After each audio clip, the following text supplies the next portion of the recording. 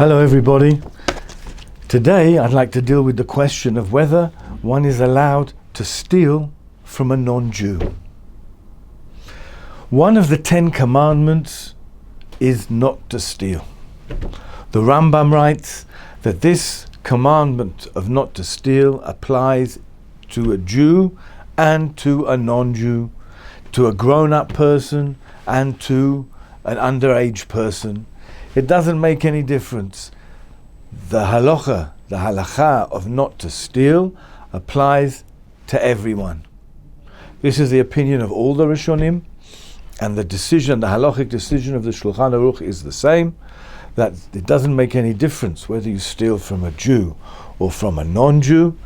A Jew is not allowed to steal from anyone. The Torah mentions, however, that there is a difference. The difference would be, says the Torah, in the case of what's called hafkat alva.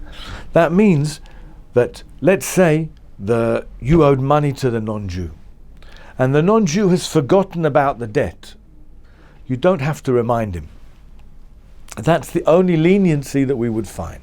Says the Torah, that if you owe money to a non-Jew and he doesn't remember, he's forgotten about it, and there's no chance that he's going to remember, because if he is going to remember, then it's going to be a chilul Hashem, a desecration of the name of Hashem, if you don't pay the loan back. And he's now going to remember, he's going to say, well, that Jew didn't pay back the loan. Look at the way these Jews are. That's going to be a chilul Hashem.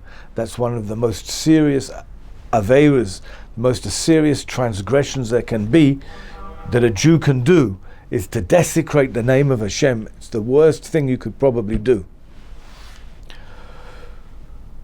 So the only time you'd be able to do this is if there's absolutely no chance that the non-Jew is going to remember it. Says the Sma, an important addition here. He says, not only is it only if there's no way he's going to remember, but also it wouldn't apply if you've bought something from him. Why? Because if you've bought something from him, then if you don't pay that debt, then you are going to have property in your possession that wasn't paid for. And that's not right. And so therefore it would only apply if there was a loan given and the loan was forgotten by the non-Jew. But if you paid to buy utensils, to buy things from him, and you haven't paid for them, then there's no permission not to pay. There's another opinion which the Ramah brings in the name of the Mordechai, that even that is not, even in the case of a loan, it's not allowed not to pay the loan. The only difference between a Jew and a non-Jew in all these things, in this question of stealing, would be in a case where the non-Jew made a mistake by himself. Not that you tricked him, God forbid. He made a mistake by himself. In such a case, you wouldn't have to tell him about his mistake.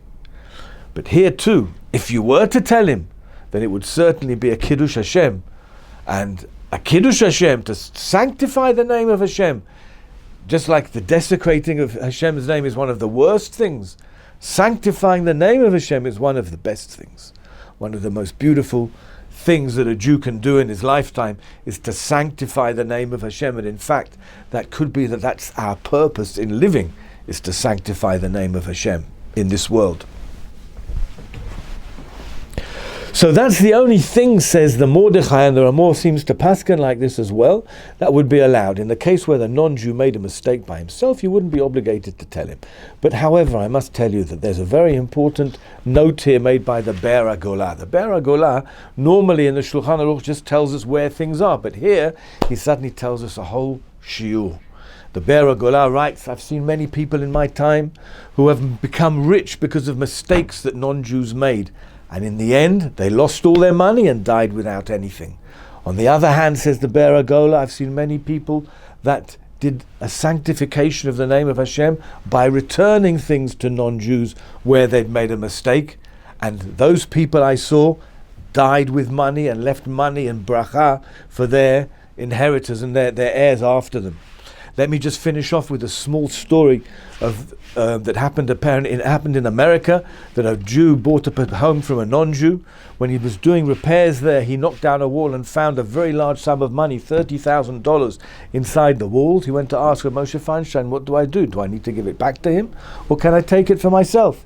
The answer of Rav Moshe Feinstein was that you can take it to yourself, but do a Kiddush Hashem and give it back to him, and then you'll get tremendous bracha.